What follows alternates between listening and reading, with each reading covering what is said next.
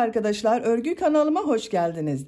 Bugün yine kız bebeklerimiz için çok güzel bir elbise yaptım ve bu elbisenin anlatımını sizlerle paylaşmak istiyorum. Bakın, katlı ve güzel bir elbise arkadaşlar. Etek bölümünü kat kat çalıştım. Rengarenk oldu, cıvıl cıvıl oldu, çok güzel oldu. Elbisenin roba bölümüne de bu şekilde güzel bir çiçek yaptım, süsledim arkadaşlar. Ben bugün bu elbiseyi 1 yaş ölçüde anlatıyorum ama siz isterseniz bu yakadan başlama zincir sayısını daha fazla yaparak daha büyük çocuklarınız için yapabilirsiniz veya daha az sayıda başlayarak daha küçük bebekleriniz için de yapabilirsiniz. Ben bugün dediğim gibi 1 yaş ölçüsü için anlatıyorum. Renk olarak da bakın bu renkleri kullanmayı tercih ettim. Siz tercihinize göre istediğiniz renklerle yapabilirsiniz. İplik olarak arkadaşlar yazlık bir elbise olduğu için koton ipler, merserize ipler tercih edebilirsiniz. Benim elimde bulunan bakın bu Himalaya marka el örgü iplikleri vardı. Ben bunları kullandım. Siz bu iplikler yerine İstediğiniz marka iplik ve renkleri kullanarak bu elbisenin örgüsünü yapabilirsiniz. Tığ olarak elinizin sıklığına ve kullanmış olduğunuz ipliğin kalınlığına göre tığ numarasını ayarlayabilirsiniz. Ben bugün 3 milimetrelik tığ kullanıyorum bakın. Düğme olarak da robanın arka bölümüne yapmak üzere bir tane düğme kullandım. Siz isterseniz 2 düğmeli de yapabilirsiniz ama bir düğme yeterli. Yazlık bir elbise zaten arkadaşlar. Bakın kat yerleri çok güzel oldu.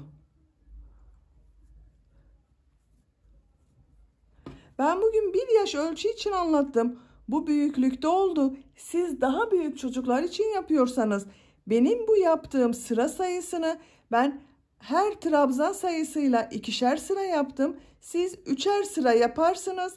Filelerinde ona göre daha fazla yaparsınız.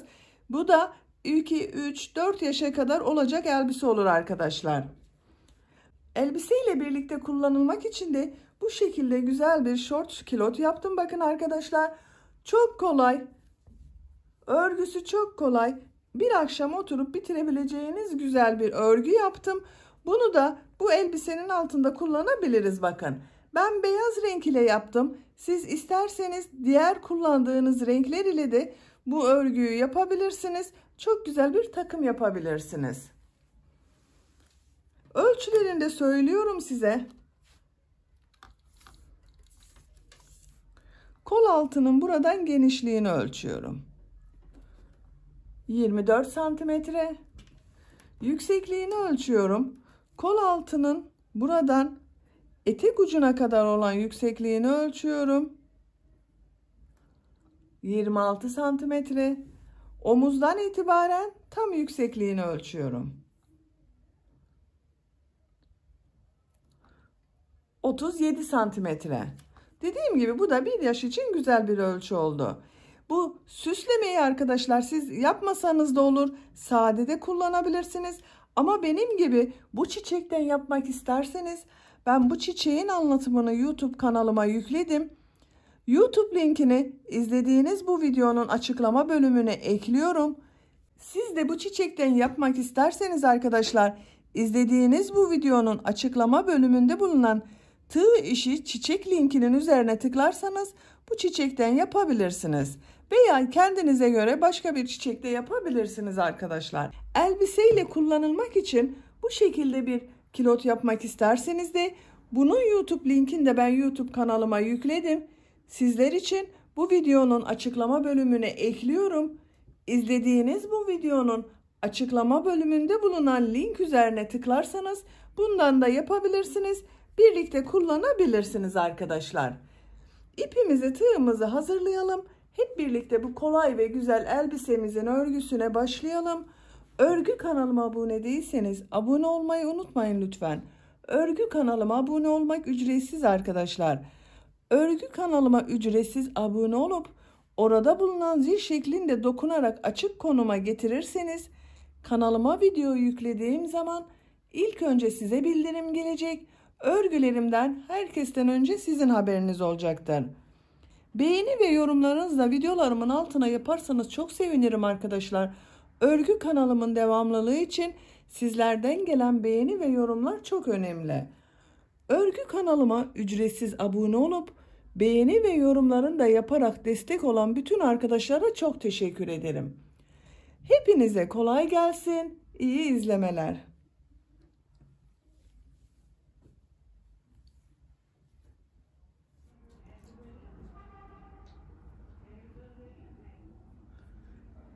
Örgüye yakadan zincir yaparak başlıyoruz. Zincir yapabilmek için ilk ilmeği ben bu şekilde yapıyorum. Size nasıl kolay geliyorsa ilk ilmeği o şekilde yapabilirsiniz. Zincirleri yapmaya başlıyorum.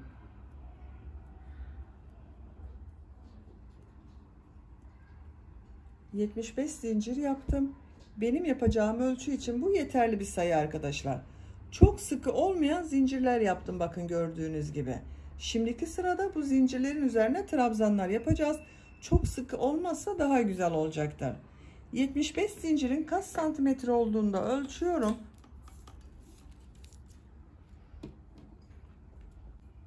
Sıfır noktasına başlangıcı tutuyorum. Zinciri çektirmeden ölçüyorum. 32 santimetre zincir uzunluğu var, bakın. Benim elimin sıklığına göre 75 zincir 32 santimetre geldi. Sizin elinizin sıklığına göre bu sayı daha az veya daha çok olabilir. Bu ilk sırada bölümleri ayıracağız. Ön bölümünü, kol bölümlerini ve arka bölümleri işaretleyeceğiz arkadaşlar. İpliği tığın üzerine alıyorum. 1, 2, 3 ilmek atlıyorum. 4. ilmek içerisine trabzan yapıyorum. 10 trabzan yapacağız. Bu 3 ilmek atladığımda bir trabzan, bakın 1, 2, 3, 4, 5, 6, 7,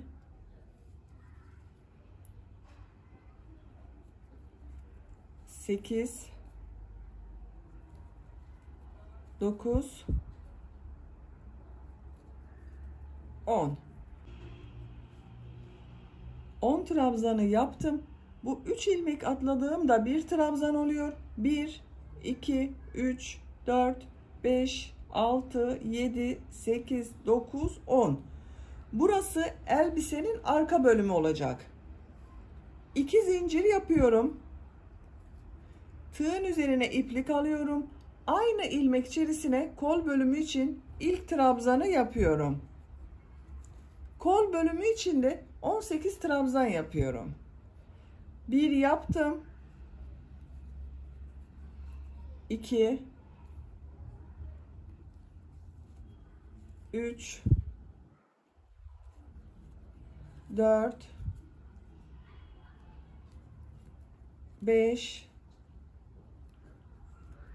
6, 7,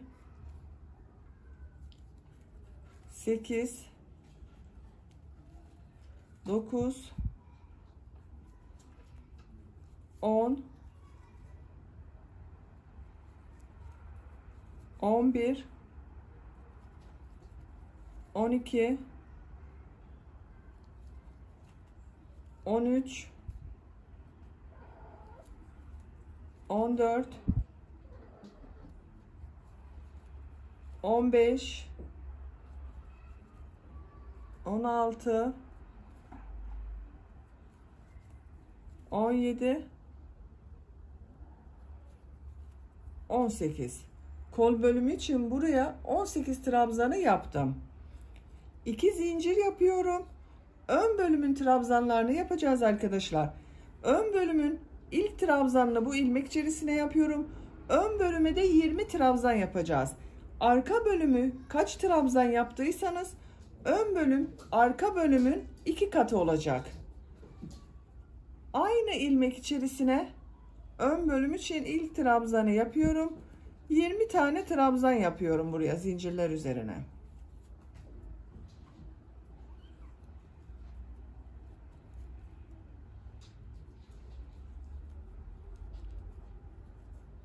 Zincirler üzerine 20 trabzanı yapalım. Elbisenin ön bölümü için buraya 20 trabzanı yaptım. 2 zincir yapıyorum. Aynı ilmek içerisine kol bölümü için ilk trabzanı yapıyorum. Diğer ilmekleri de kol bölümü için trabzanlar yapıyorum.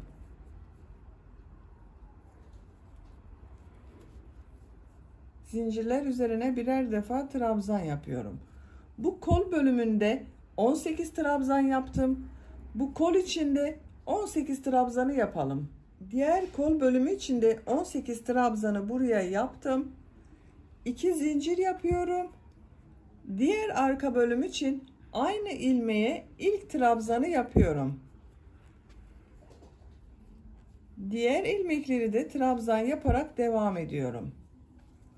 Bu arka bölümde bakın, ilk arka bölümde 10 trabzan yaptım. Buraya da 10 trabzan yapıyorum. 1 2 3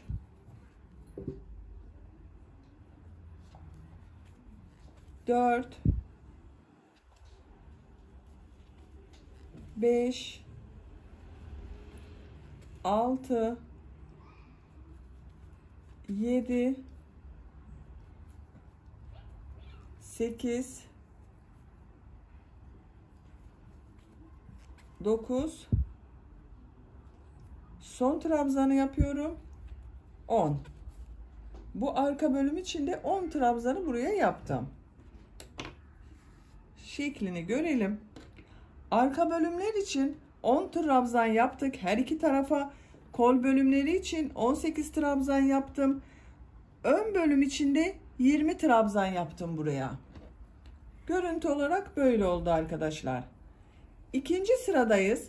İkinci sırada yine trabzanlar yapacağız. Bu iki zincir yaptığımız arttırma yerlerinde arttırmalar yapacağız. Bir zincir yapıyorum, örgüyü çeviriyorum. İlk ilmek üzerine trabzan yapıyorum. Diğer ilmekler üzerine de trabzan yaparak devam ediyorum.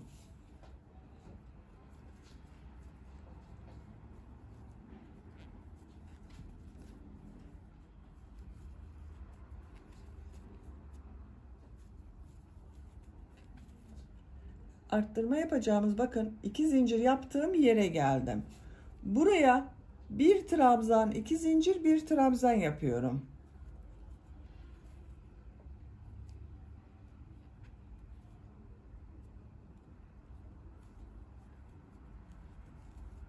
Bakın bir trabzan, iki zincir, bir trabzan yaptım.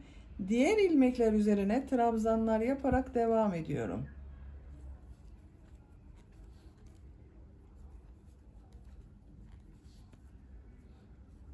Görüntüsü böyle arkadaşlar.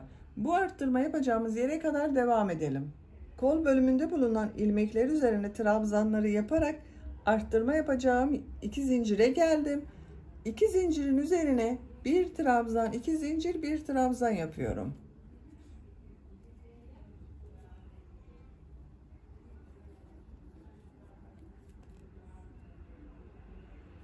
Bir trabzan, iki zincir, bir trabzanı yaptım. Ön bölümde bulunan ilmekler üzerine de trabzanlar yaparak devam ediyorum.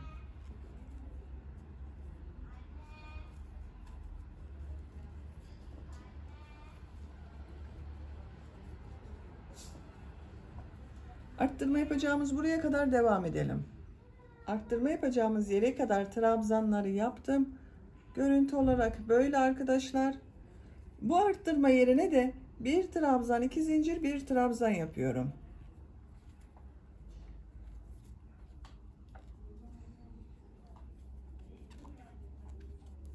Bir trabzan, iki zincir, bir trabzanı yaptım. Diğer ilmekler üzerine trabzan yaparak devam ediyorum.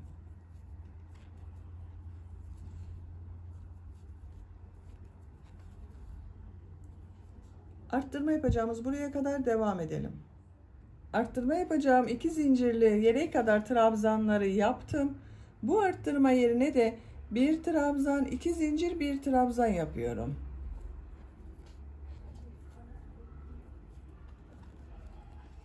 Bakın, bir trabzan, 2 zincir, bir trabzan yaptım. Gördüğünüz gibi bütün arttırma yerlerinde bir trabzan, 2 zincir, bir trabzan yapıyoruz. Diğer ilmekler üzerine trabzan yaparak devam ediyorum.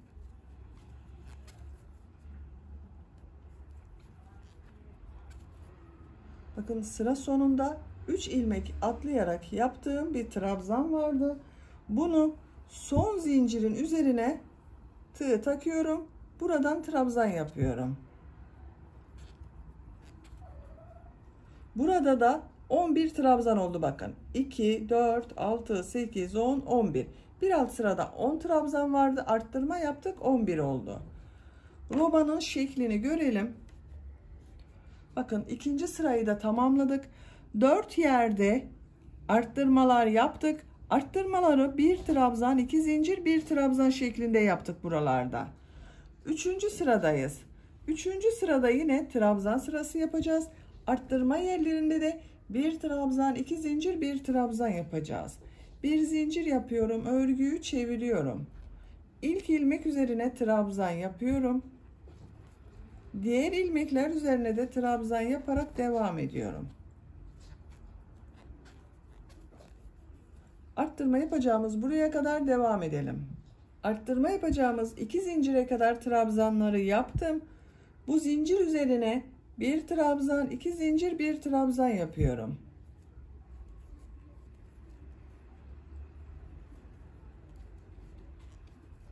Bir trabzan, 2 zincir, bir trabzanı yaptım. Diğer ilmekleri trabzan yaparak devam ediyorum.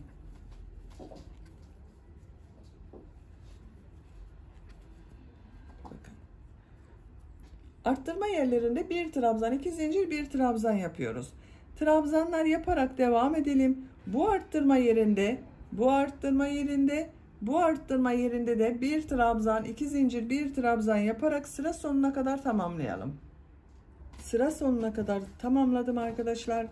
Bakın, bu arttırma yerlerinde de bir trabzan, 2 zincir, bir trabzan yaptım.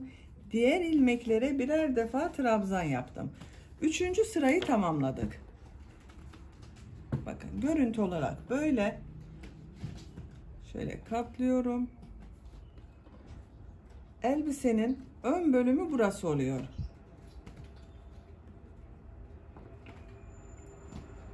Dördüncü sıradayız. Bir zincir yapıyorum, örgüyü çeviriyorum.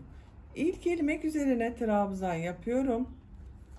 Diğer ilmekler üzerine de trabzan yaparak devam ediyorum.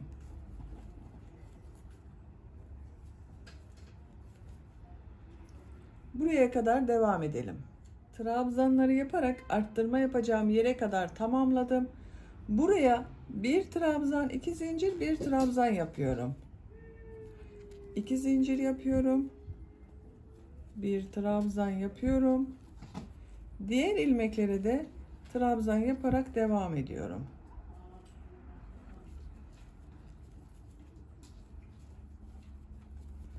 Bakın, bütün arttırma yerlerinde bir trabzan, 2 zincir, bir trabzan yapıyoruz.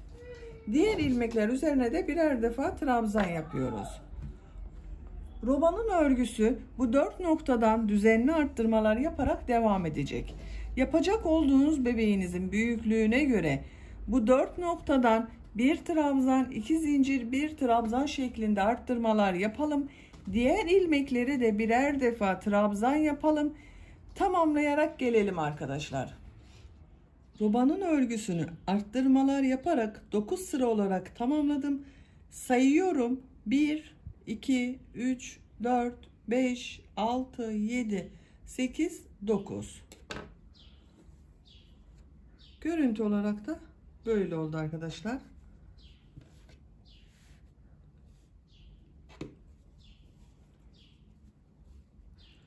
Onuncu sıradayız. 10. sıradan itibaren kolları gövdeden ayıracağız. Örgümüze gövdenin örgüsüyle devam edeceğiz. Bir zincir yapıyorum, örgüyü çeviriyorum. İlk ilmek üzerine trabzan yapıyorum, trabzan sırası yapıyoruz yine. Diğer ilmekleri de trabzan yaparak devam ediyorum.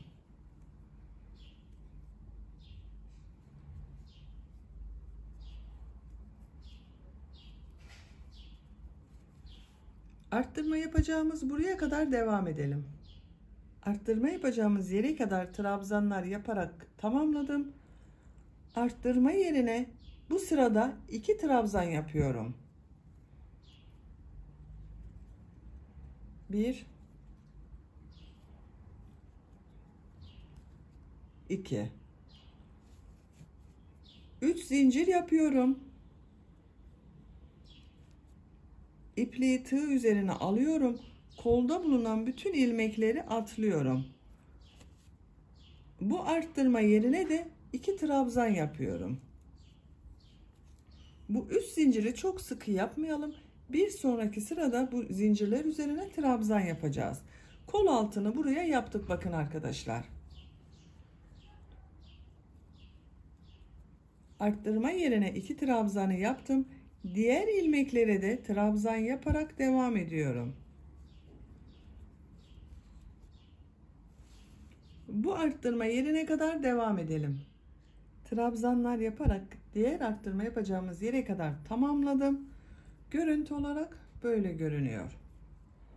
Bu arttırma yerine de 2 trabzan yapıyorum.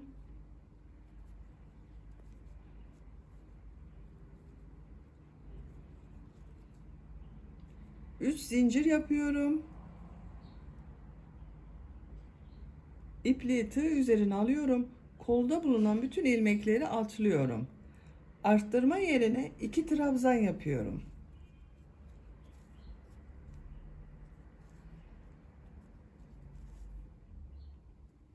Diğer ilmekleri de trabzan yaparak devam ediyorum. Sıra sonuna kadar devam edelim. Sıra sonuna kadar trabzanları tamamladım. Görüntü olarak böyle oldu arkadaşlar.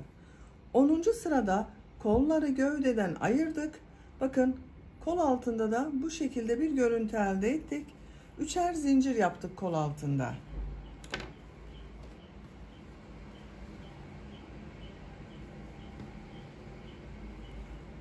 Birinci sıradayız. 11. sırada trabzan sırası yapacağız yine. Bir zincir yapıyorum, örgüyü çeviriyorum. İlk ilmek üzerine trabzan yapıyorum. Diğer ilmekleri de trabzan yaparak devam ediyorum.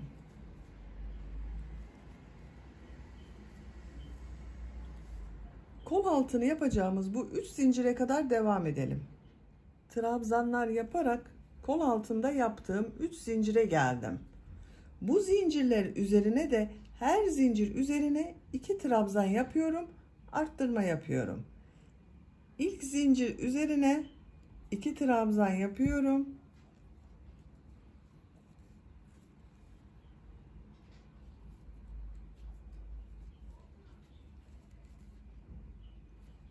İkinci zincir üzerine 2 trabzan yapıyorum.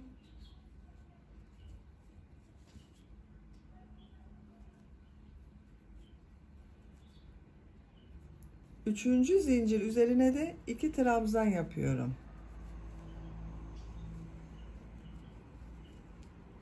Kol altında 3 zincir üzerine 2'şer trabzan yaptık. Toplam 6 trabzan elde ettim burada. Diğer ilmekleri trabzan yaparak devam ediyorum. Birer defa trabzan yapıyoruz artık. Diğer kol altına kadar devam edelim.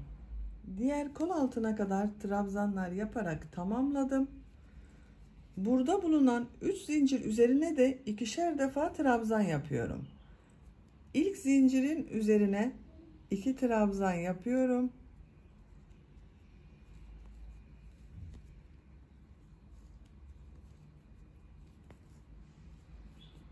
İkinci zincir üzerine 2 trabzan yapıyorum.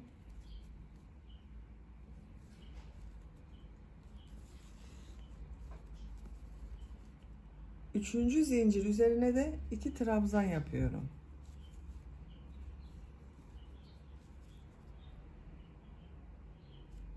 Diğer ilmekleri birer defa trabzan yaparak devam ediyorum.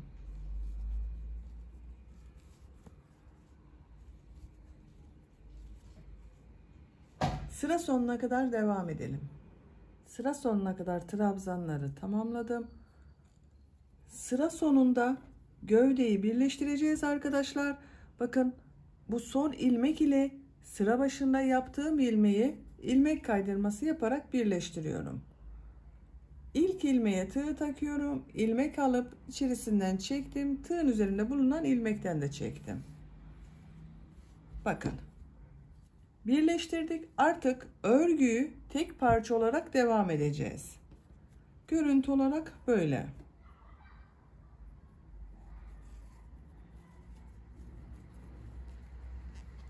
Bir zincir yapıyorum. Trabzan sırası yapıyorum yine. Bu ilk ilmek üzerine trabzan yapıyorum.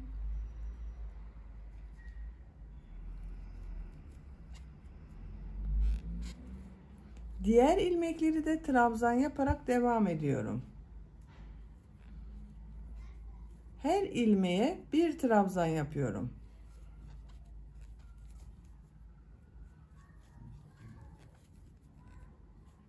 Her ilmeğe bir trabzan yaparak sıra sonuna kadar devam edelim. Trabzanlar yaparak sıra sonuna kadar tamamladım. Sıra sonunda bakın bir alt sırada ilmek kaydırması yaptığım bir ilmek var. Bunun da üzerine bir trabzan yapıyorum. Son ilmek ile ilk ilmeğe ilmek kaydırması yaparak sırayı birleştiriyorum. Görüntüsü böyle arkadaşlar. Bir sıra trabzan sırası yaptım. Görüntü olarak böyle. Bu son sırada toplam 93 trabzan var. Siz daha az sayıda veya daha çok sayıda başladıysanız sizin bu trabzan sırası daha fazla veya daha azdır. Bu sıradan itibaren model yerleştirmesine başlıyoruz. 3 zincir yapıyorum. Tığın üzerine iplik alıyorum. Bu araya bakın. Trabzan boşluğuna trabzan yapıyorum. Bu 3 zincir yaptığımda bir trabzan, 2 trabzan oldu. 2 zincir, aynı boşluğa 2 trabzan daha yapıyorum. 1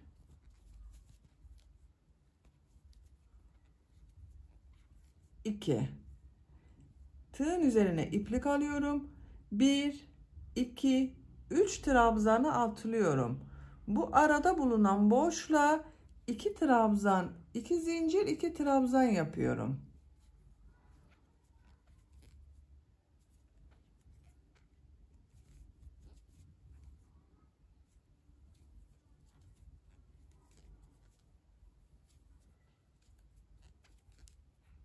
İki trabzan, 2 zincir, 2 trabzanı yaptım. Tığın üzerine iplik alıyorum. 1 2 3 trabzanı atlıyorum. 3 ile 4. trabzan aralığına bakın, boşluğa 2 trabzan, 2 zincir, 2 trabzan yapıyorum.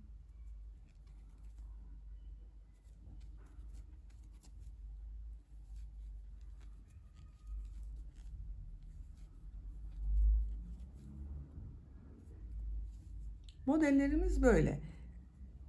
Bu arada bulunan boşluğa 2 trabzan, 2 zincir, 2 trabzan yapıyoruz. Arada 1 2 3 trabzan atlıyoruz. Boşluğa tekrar 2 trabzan, 2 zincir, 2 trabzan yapıyoruz. Sıra sonuna kadar devam edelim. Modelleri yaparak sıra sonuna kadar tamamladım. Bu şekilde bir bakın görüntüsü oldu arkadaşlar. En son modeli yaptım. Bu model ile ilk yaptığım model arasında yine 1 2 3 trabzan kaldı. Bu son model ile ilk modeli ilmek kaydırması yaparak birleştiriyorum.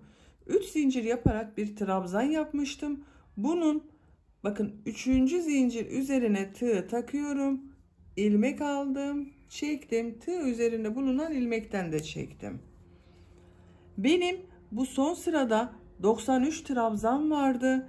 93 trabzan ile eşit denk geldi bakın arkadaşlar. Modellerin eşit denk gelmesi için trabzan sayılarının 3 ve 3'ün katları olması gerekiyor. 90, 93, 96, 99, 102 bunun gibi veya daha az sayıda. Eğer sizin 3 ve 3'ün katları değilse bu aralarda birkaç yerde 2 trabzan veya 4 trabzan atlamanızda bir sakınca olmaz.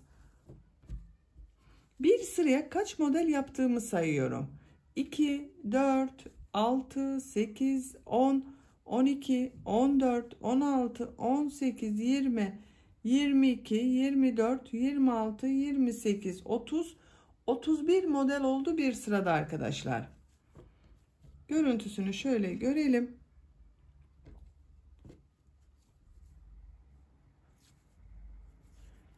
İkinci model sırasını bu ortada yaptığım 2 zincirli boşluklardan başlayacağız. Oraya ilmek kaydırması yaparak geçiyorum bakın. İlmeğe tığ taktım, ilmek aldım, çektim. Boşluğa tığ taktım, ilmek aldım, çektim. 2 zincirli boşluktayım. 3 zincir yapıyorum. Trabzan yapıyorum. 2 zincir yapıyorum. Aynı boşluğa 2 trabzan daha yapıyorum. Bu sırada yine 2 trabzan, 2 zincir, 2 trabzan modellerini yapıyoruz. Tığın üzerine iplik alıyorum. Diğer model ortasında bulunan 2 zincirin üzerine 2 trabzan, 2 zincir, 2 trabzan yapıyorum.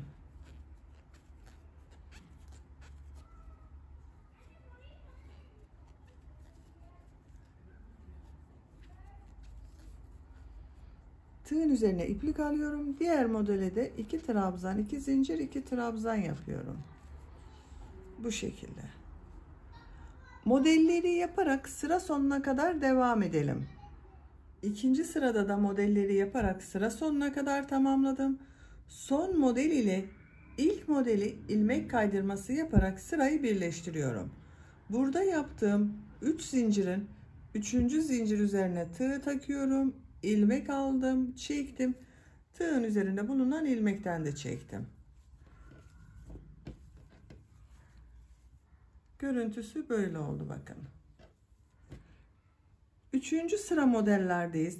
Bu sırada bu trabzan modellerini 3 trabzan, 2 zincir, 3 trabzan şeklinde yapacağız. Yine bu 2 zincirli boşluktan başlayacağız. Oraya ilmek kaydırması yaparak geçiş yapıyorum. 2 zincirli boşluktayım. 3 zincir yapıyorum. Buraya 2 trabzan yapıyorum.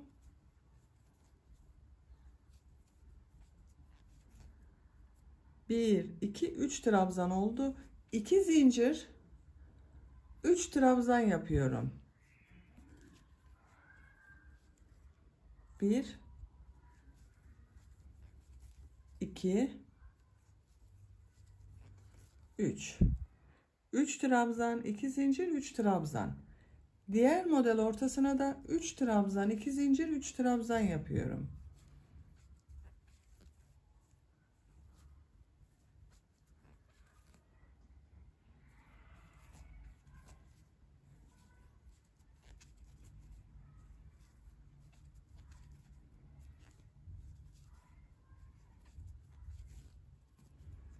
Diğer model ortasına da 3 trabzan, 2 zincir, 3 trabzan yapıyorum. Görüntü olarak böyle bakın arkadaşlar. Sıra sonuna kadar 3 trabzan, 2 zincir, 3 trabzan şeklinde modelleri yapalım. Sıra sonunda ilmek kaydırması ile birleştirelim. Bir üst sıraya geçelim. Bir üst sırada yine 3 trabzan, 2 zincir, 3 trabzan şeklinde modeller yapacağız. Bu şekilde model sıralarını tekrarlayarak tamamlayalım gelelim. 3 trabzan, 2 zincir, 3 trabzan şeklinde 2 sıra tamamladım bakın arkadaşlar. Başlangıçtan itibaren 1, 2, 3, 4 sıra model oldu. Sıra sonunda ilmek kaydırması yaparak sırayı birleştirdim. Görüntüsüne bakalım. Bakın bu şekilde. Son sırayı yapıyoruz. Son sırada farklı bir model yapacağız. İlmek kaydırması yaparak 2 zincirli boşluğa geçiyorum. 2 zincirli boşluktayım. 3 zincir yapıyorum. Bu 2 zincirin üzerine trabzan yapıyorum. 1 2 3 trabzanı yaptım. Bu başta yaptığım 3 zincirde bir trabzan, toplam 4 trabzan oldu. 2 zincir yapıyorum. Bakın burada bulunan, üzerinde bulunan bu ilmeğe tığı şu şekilde takıyorum.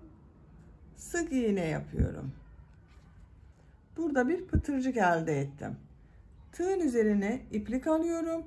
2 zincirin üzerine 4 trabzan yapıyorum. 1 2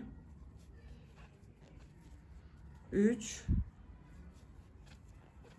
4. Bu sırada 4 trabzan, bir pıtırcık modeli 4 trabzan yapıyoruz. İpliği tığ üzerine alıyorum. Bu model ortasında bulunan 2 zincirin üzerine 4 trabzan yapıyorum. 1 2 3 4. 2 zincir. Bakın üzerinde bulunan şu ilmeğe bu şekilde tığ takıyorum. Pıtırcık modeli yapıyorum. 4 trabzan yapıyorum.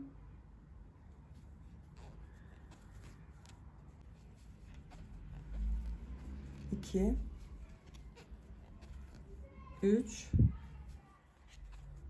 4. İkinci modeli de yaptım. Diğer modeli de 4 trabzan yapıyorum. Bir pıtırcık, 4 trabzan yapıyorum. 2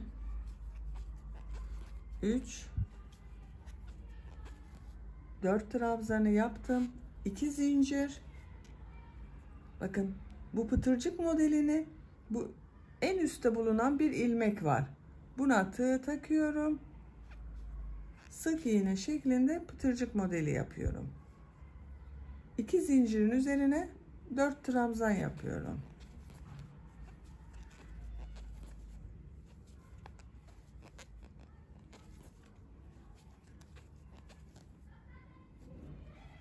Diğer model ortasına da modelleri yapmaya devam ediyorum. Bu şekilde model elde ediyoruz. Sıra sonuna kadar devam edelim. Sıra sonuna kadar modelleri yaptım. Son model ile ilk modeli ilmek kaydırması yaparak birleştiriyorum.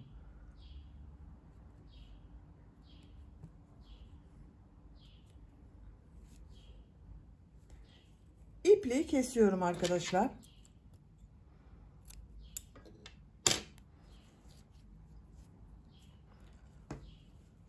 Elbisenin etek bölümünü katlı yapacağız.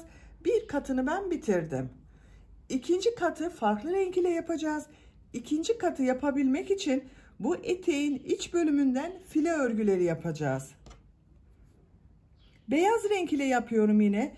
Fileler görünmesin diye bu katın altında bulunan fileyi beyaz renk ile yapıyorum.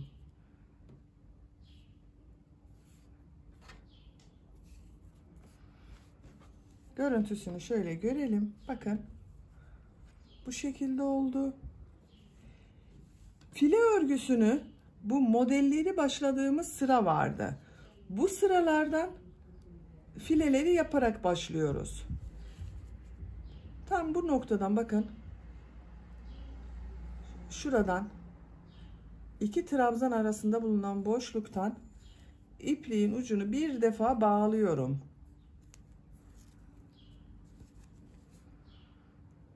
Buradan bir ilmek yaptım. 1 2 3 4 zincir yapıyorum. Tığın üzerine iplik alıyorum. Bu trabzana bakın, 2 trabzan arasında bulunan boşluğa bir trabzan yapıyorum. 2 zincir yapıyorum. İkinci bakın bu boşluğa bir trabzan yapıyorum. 2 zincir yapıyorum. Bu modelin olduğu bakın boşluğu atlıyorum. Burada bulunan trabzan aralığına bir trabzan yapıyorum. 2 zincir. Bir sonraki bu 2 trabzan ortasına trabzan yapıyorum. 2 zincir. Modelin olduğu bakın bu trabzanı atlıyorum. Burada bulunan 2 trabzan arasına trabzan yapıyorum.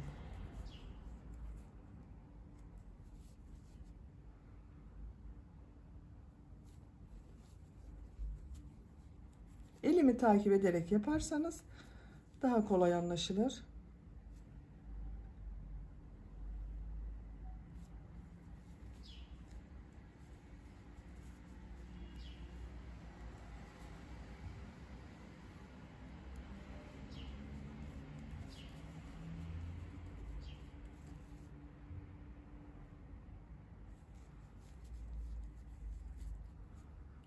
File örgüsü yapıyoruz.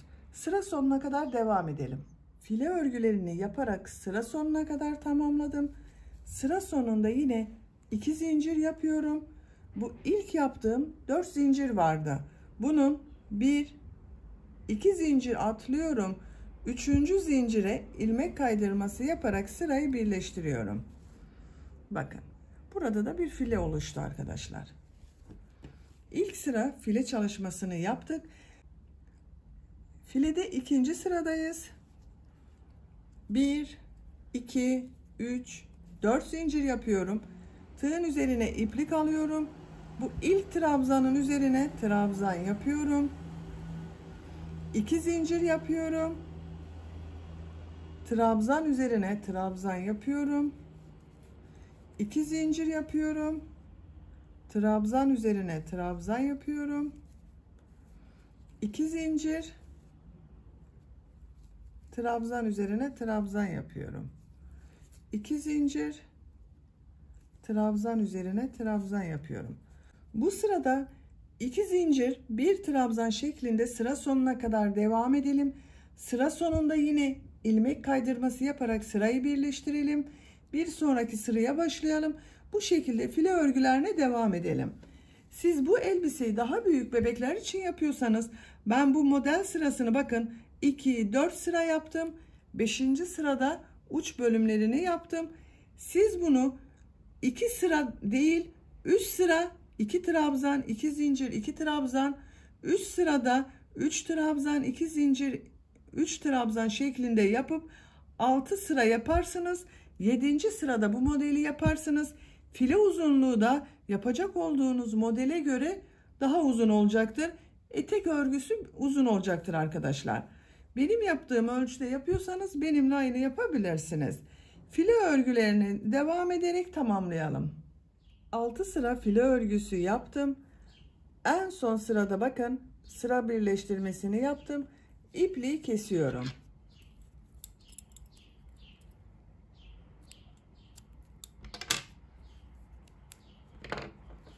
Ben 6 sıra yaptım arkadaşlar. Siz bunu elinizin sıklığına göre 5 sırada yapabilirsiniz, 7 sırada yapabilirsiniz. Bakın şu şekilde modelli bölümün üzerine getirdiğimiz zaman uç bölümde açıkta kalacak. Bu trabzanlardan model yapmıştım. Onun bittiği sıraya kadar file örgüsü yapıyoruz. Bakın buraya kadar. Sizin elinizin sıklığına göre dediğim gibi bu sıra sayısı daha az veya daha çok olabilir. İkinci kat model sırasındayız. Bu modellerin aynısını yapacağız. Ben böyle bir renk kullanıyorum. Siz istediğiniz renk iplik kullanarak bu ikinci kata başlayabilirsiniz.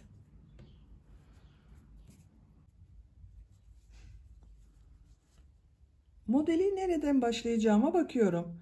Bu modellerin aynısını yapacağız. Bu beyaz kat ile ne yaptıysak bu renk ile de aynısını yapacağız arkadaşlar. Bu katı 2 trabzan, 2 zincir, 2 trabzan şeklinde modellere başladım. Modelleri bu filelerin ucuna yapacağız. Aynı denk gelmesi için bakın bu modelin olduğu fileyi takip ediyorum. Bakın bu ilk modelin olduğu file burası. takip ediyorum. Buradan modele başlayacağız. Bir defa düğüm atıyorum.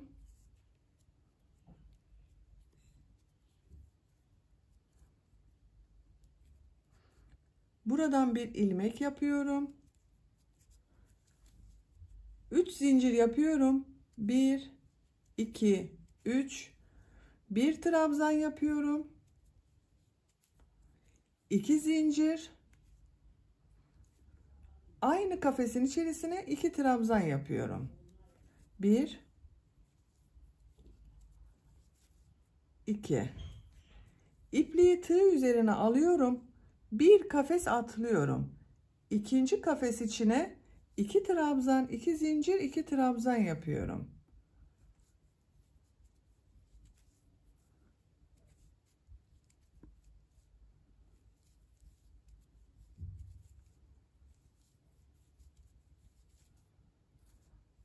Tekrar ipliği tığ üzerine alıyorum. Bir kafes atlıyorum. İkinci kafes içine 2 trabzan, 2 zincir, 2 trabzan yapıyorum.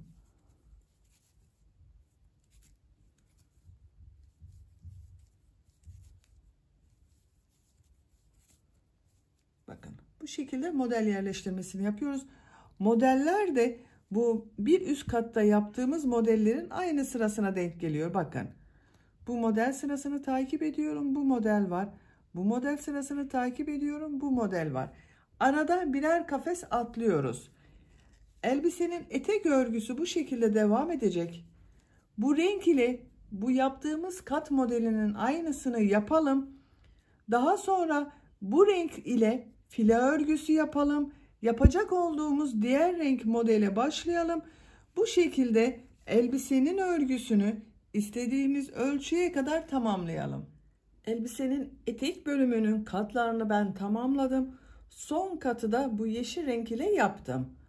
Bakın uç bölümüne de bu dilim modelleri yaptığımız modeli yaptım. Son model ile ilk modeli ilmek kaydırması yaparak sırayı birleştiriyorum. İpliği kesiyorum.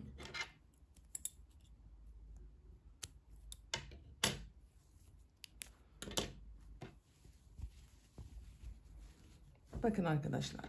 Ben bu renkleri kullanarak etek bölümünü yaptım. Hepsi ayrı katlarda bakın. Yaptığım katların renginden file örgülerini yaptım. File örgülerinde bu ilk sırada beyaz ile yaptığım filelerin uçlarından bakın aynı trabzanların üzerinden devam ettim. Yapacak olduğum katlara göre file örgülerini yaptım. Son sırada file yapmadım bakın. Bunun altına file yapmadım, düz bıraktım. Bakın renk sıralaması bu şekilde oldu. Benim tercihime göre bu renkler ile yaptım ben etek bölümünü. Siz istediğiniz renkler ile bunu yapabilirsiniz tabii ki. Elbisenin etek örgüsünü tamamladım. Şimdi bu kol uçlarına fırfırlı bir bölüm yapmak istiyorum. Orayı yapmadan önce bu arka bölümüne düğme için düğme biriti yapmak istiyorum arkadaşlar. Onu da yapalım. Daha sonra kollarını yaparız. Beyaz renk iplik ile yapıyorum. Siz isterseniz burada kullandığınız herhangi bir iplik ile de yapabilirsiniz. Yakanın bakın bu başlangıç noktasından bir ilmek yapıyorum.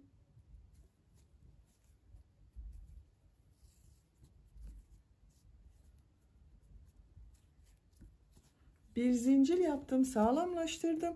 Sık iğne yapıyoruz. Trabzan boşluğuna sık iğne yapıyorum. Aynı boşluğa bir sık iğne daha yapıyorum. Her sıraya 2 sık iğne gelecek şekilde yaparsanız daha düzgün görünüyor. Bakın 1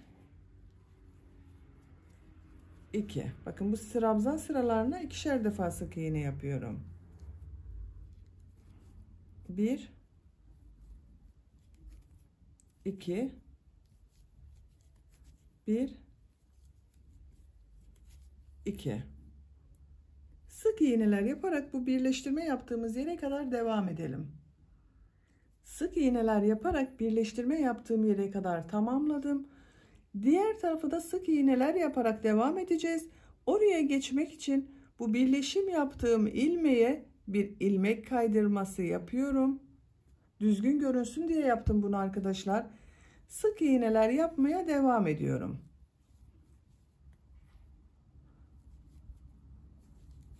Burada yaptığımız gibi sık iğneler yapıyoruz. Yaka başlangıcına kadar devam edelim.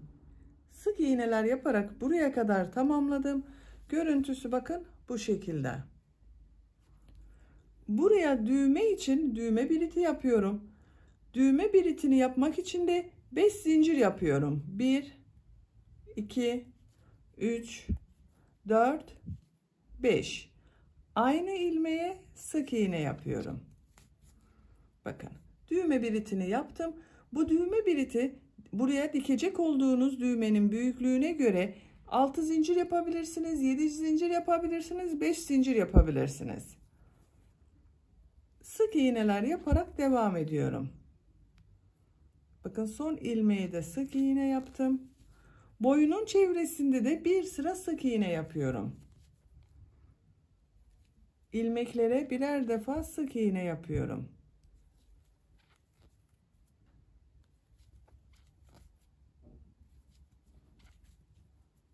Bakın.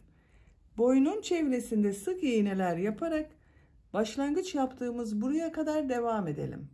Yakanın çevresinde bir sıra sık iğne yaparak diğer uca kadar tamamladım. Son ilmek ile ilk ilmeğe ilmek kaydırması yaparak sırayı birleştiriyorum. Bakın düzgün bir görüntü elde ettik.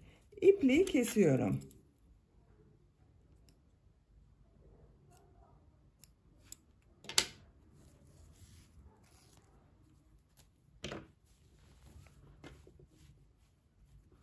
Bakın arkadaşlar.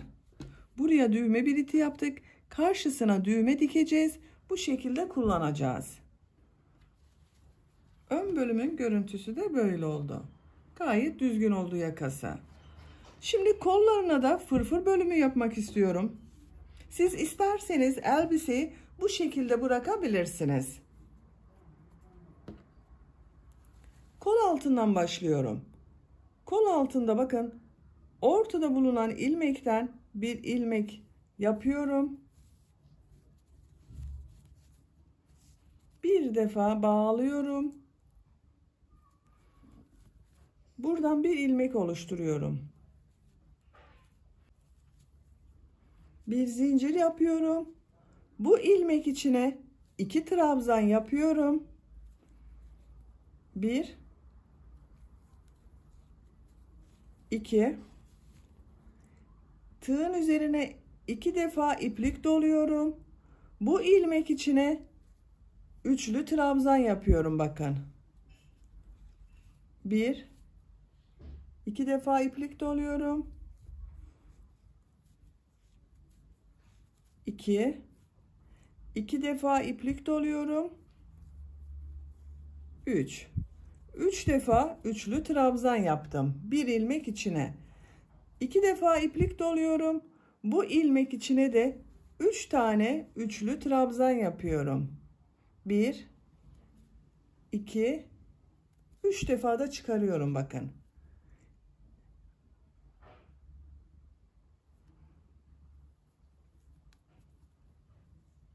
Bir, iki, üç. Üçlü trabzanı 3 defa da çıkarıyoruz. 2 defa iplik doluyorum. Aynı ilmeğe 3 defa da çıkartıyorum. Bakın bir ilmek içine 3 üçlü trabzan yaptım. Diğer ilmeğe de 3 üçlü trabzan yapıyorum. 1 2 3 2 defa iplik doluyorum tığın üzerine. 3 defa da çıkarıyorum. 1 2 3 1 2 3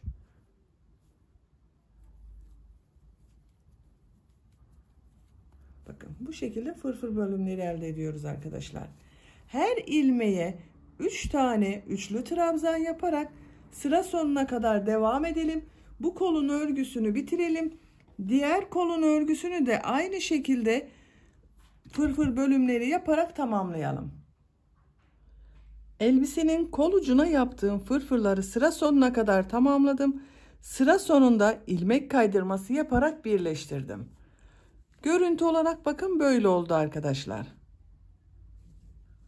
Etek bölümü gibi de katlı gibi göründü, güzel oldu. Diğer kolu da bu kolu başladığım gibi başladım. Aynı şekilde fırfırlar yaptım bakın gördüğünüz gibi. Böylece elbisenin örgüsünü tamamen bitirmiş oldum. Roba bölümüne de bu şekilde bir çiçek hazırladım, diktim bakın arkadaşlar. Siz de bunun gibi güzel bir çiçek yapmak isterseniz bu çiçeğin olduğu YouTube linkini ben bu videonun açıklama bölümüne ekliyorum. Siz izlediğiniz bu videonun açıklama bölümünde bulunan tığ işi çiçek linkine tıklarsanız siz de bunun gibi bir çiçek yapıp elbisenize dikebilirsiniz veya kendinize göre başka çiçekler de yaparak süsleyebilirsiniz. Bu çiçeği yapmadan da sade olarak da çok güzel oluyor arkadaşlar. Bakın çok güzel elbise oldu. Arka görüntüsüne de bakalım. Arka görüntüsü de bu şekilde. Bakın düğme biritinin tam karşısına gelen yere bir tane düğme diktim. Bu renge de uyumlu yapmaya çalıştım arkadaşlar. Siz de tercihinize göre beyaz düğme yapabilirsiniz. Bu renklerden herhangi birini yapabilirsiniz. Düğmeyi istediğiniz gibi dikebilirsiniz. Bakın bebeği giydirip çıkarması kolay. Ölçülerini söylüyorum. Kol altının bakın buradan genişliğini ölçüyorum. 24 santimetre. Yüksekliğini ölçüyorum. Omuzdan itibaren uç noktasına kadar olan yüksekliği ölçüyorum.